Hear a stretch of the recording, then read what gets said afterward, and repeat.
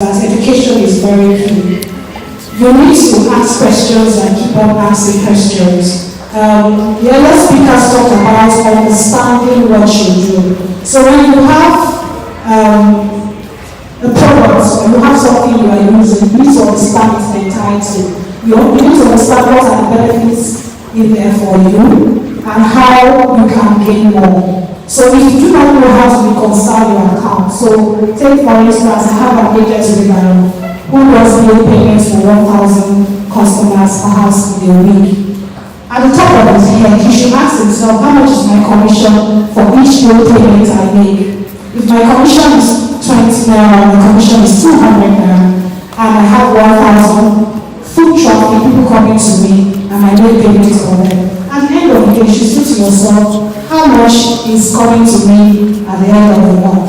And if it's not translating, then you ask questions. But I feel a lot of people do not ask questions, and again, there's this gap of, I am a business owner, and I have 2 tenants. So we have employed, we talk about MSMEs employing other people. So let's assume I am the agent, or I am the trade partner, and I have 2 other people with me. Now, the learnings some of us are having here today, I can tell you, some of us have other people who are on us. When we know, how well do we sit them down and educate them on our learnings? Because when you're able to translate what you have learned, even when you are not there, they know what to do. They know the right questions to ask, they know when to raise the flags. So we are first. Our phone lines are open, emails coming. Sometimes people throw questions at us out of lack of clarity. And when you're trying to address the issue, you take out time to address and make them better understand. Thank you. Okay, I'm going to come to this issue of income, small profits. And it seems like you guys are held up on making sure that we get at small profits. And I'll say this, market capping of commissions. You know, I recall that, some discounts give as little as 1.5. And there are agents you have under you that do these transactions using your wallets and channels. And you tell the person you earn 1.5 for every transaction. Suddenly, and of recent, most of you have just opened up nets. It seems that these guys are about to get rich. Let's keep them where they are. So you wake up and say, you can earn 1.5 and it's capped at maximum of 2,000 naira. So if I have to do a transaction that's worth 10 million, I happen to be I meet a lucky customer of an industry that wants to make that payment through me, no matter what they pay, I don't get more than 2,000 transaction. Now, this market capping, do you think micro and small medium enterprises? The people you are talking about are also operating in the same space we are also operating on. Now, our capping, even before we capped, when we told you we're giving you 1% or 1.8% for commissions. At that time, the margins we were getting as a business, in your mind is quite high, but perhaps you don't know how little it could be. But we were looking at your turnover, looking at your volumes. We are looking at your volumes because your volumes is where we end up getting something from the commissions we've given you at that value. Now, subsidy has been removed. All of us are playing in the same space. Now, if you're doing IBDs, you are plugged into IBDs. I'm a collection person for IBDs, I'm a collector for IKEA and all that. They come back to the round table and tell us, perhaps initially, and they say to us, we're going to bring it down. We know that if we go back into the market and begin to tell our agents, this is what is going to happen, it's going to raise an alarm, it's going to scare them, because we also need to make our own profits as well. So capping is such a way that at the end of the day, we do not, reduce the commissions we're giving you, but at the end of the day, make it also easy for us also to remain stable in the market. So it's about survival. Okay, since it's about survival, I'm going to call on the NASP president. He speaks on behalf of MSMEs. So he has over 5 million members and he's going to ask us questions here. Perhaps he's going to just tell us his problem with you guys, the financial services sector and the alternative source of funding. And perhaps you will have answers for him. You have something to say, sir. You have a question. Thank you, organizers of this program. It's good to be here, and the program is coming at the right time for MSMEs in Nigeria. I believe, and we believe that it's going to help MSMEs get out of the woods. Most of the problems that we like to ask, questions we like to ask them, is you've asked some of them, and it's for them to tell us now with the subsidy removal, are they getting more monies? One question. Two, what efforts are they making in addressing complaints from MSMEs? And then, what is it that they have going forward for MSMEs in Nigeria? As we all are aware, what is it again? Another question is, what do we have now? We have petrol very expensive, 600 and something like that in some places. Okay, we have two issues. We have power issue. Some of us are using petrol generators, diesel generators. Some of us are using petrol cars. Some of us are using diesel trucks in transportation.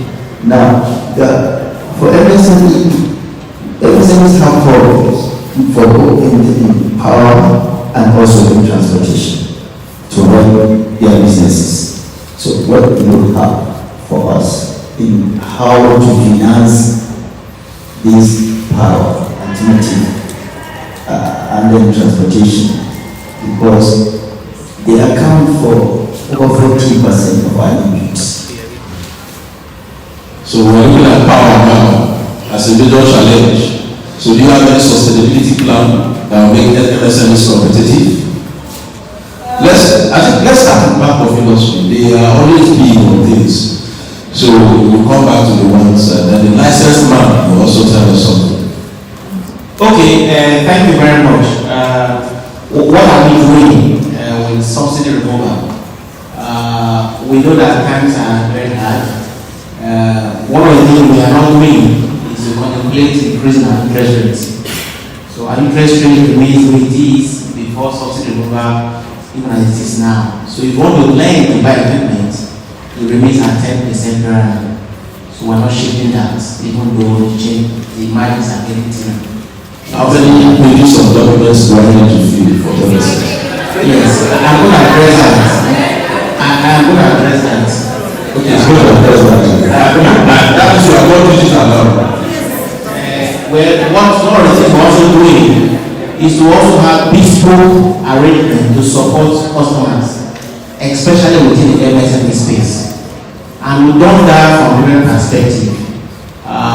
For instance, when you look at the requirement for supporting MSMEs, with the statistics available, more than 38 million within the 41 million, 39 million SMEs in Nigeria are actually within the micro space. Those are people who need financing of below 10 million in terms of what they need to run operations. So what we do as a bank is to take a second look at the requirement within that category.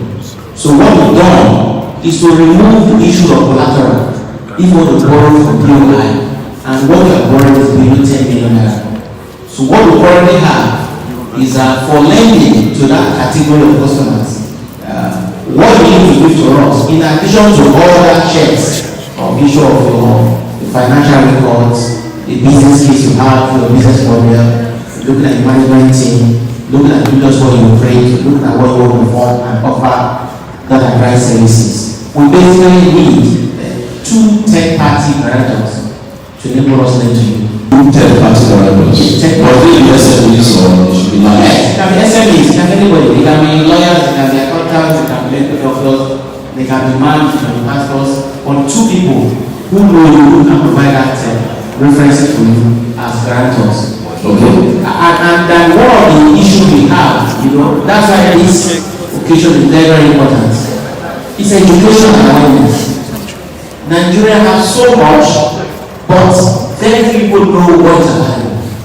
And that is why we need to maintain that education is critical, exposure is valued, and knowing what is available is also very critical. Don't shy away from financial institutions. They are partners in running your business. You visit them, make inquiry, ask questions, express yourself. So that we can also have an alternative to explain to you what the issues are. If you do not come to us, for instance in Lagos, we have 3 touch points. One in Marina, one in Lekki, one in Ikeja. 3 offices. The head office in Marina. We have a branch in Lekki, we have a branch in Ikeja. No worry, we'll come to you for questions. Feel free to walk into any of those locations and make inquiry. I've also offered us our website. UI.ng. Yes, .ui.ng. We are part of you. Forget the fact that we're wearing suit on this side. We are in Nigeria, we live here, we don't live in America. We live here, we know the issues. So let's work together, let's collaborate more. Let's talk more to address our challenges. I believe that after this session, I want to see 1 or 2 persons who is so productive business, they value and need business, to approach any of our offices in Lagos and make inquiry, and let's see how we can support your businesses. Okay? And we do this every day. We currently have 32 state offices, and we intend to expand to all state offices before the end of the next year. Okay? And what we're going to do is to get closer to these customers, and that is how we're expanding our branch network. Okay, Mr. Stanley, let's look at appropriate financing. Fintechs and other financial institutions have been accused of inappropriate financing. I need something for a factory. You're giving me an overdraft instead of a loan. Or I need a 30 days credit. You're giving me a 2 years facility. How do you deal with such issues? Thank you very much. I've seen a lot of violence. It's coming. Okay, I think I listened to the Association of Financial Institutions, NASB. Yeah, and I just want to point out something first before going to the question. I know that we are gathered here today because of MSMEs. And one of the questions he asks is, how are the business faring now that we have subsidy? Subsidy will increase cost. If you speak to most businesses, they will tell you that patronage have dropped significantly. So I just want to draw our consciousness to the fact that while we try to support MSMEs, if you also don't support individuals, there will be no business. And this brings me to the role of fintech in lending and financing. Because no doubt we've seen fintechs revolutionize the space. If you go back 1 decade, 10 years ago, if you talk about lending is strictly for companies and for salary lenders. If you're an individual or a student, how can you lend? You can never borrow. Because the ecosystem did not empower that, it did not allow it. But with fintechs, we've been able to see a lot of scoring and origin. We heard from BOI talking about some of these metrics that we use to lend both to individuals and to business. Even mining data on the airtime and the rest of it, just to see your capacity. So I think we should also recognize the fact that the fintechs have done so much on lending in consumer and in business space, but there's still a lot more to be done. Now, talking about inappropriate financing, I think if we listen to what everyone on this panel is talking about, there's definitely a huge financial literacy gap. Right? And I don't know on the right time, but maybe it's because when people hear about money, they don't want to hear anything. There's this thing around, give me the money first, so we understand later. So, but that's on the right time. First, give me the money, then I will understand. People don't read, right? So we need to devise other mechanisms for financial literacy, and also not ethical selling, right? We shouldn't just sell to meet targets. And I think what digital has also done is that, for example, you ask Bank of Industry, how many pages of forms? Unfortunately, what Bank of Industry would have been trying to do will give you 40 pages of forms so that you can see everything. But you know, with fintechs today, you see an app to borrow money, the terms and conditions is just beginning. The question is how many people really click on that link?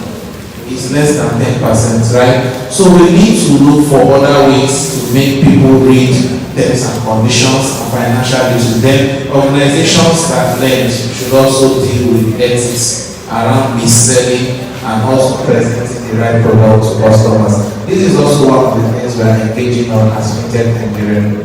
Okay, so we're looking about legal ethics for sustainability. You know, we said terms and conditions, and remember these terms and conditions apply slowly. You know, either they give you a link to click to, and if it's at all printed, that even those of us who are visually impaired cannot read with binoculars. So the fonts are so tiny that you can't understand. So is it deliberate or just meant to say? I don't know the space they are trying to say on the internet that will put in terms of condition in such a way. The font every less than 4 or 2. Okay, I still want to speak to that, and I think that's also where we should give some credit to ourselves. We are coming from somewhere and we are making some progress. For example, the central bank is not speaking for them, the Consumer Protection Department that has mandated the font size for your terms and conditions. So if they are regulating you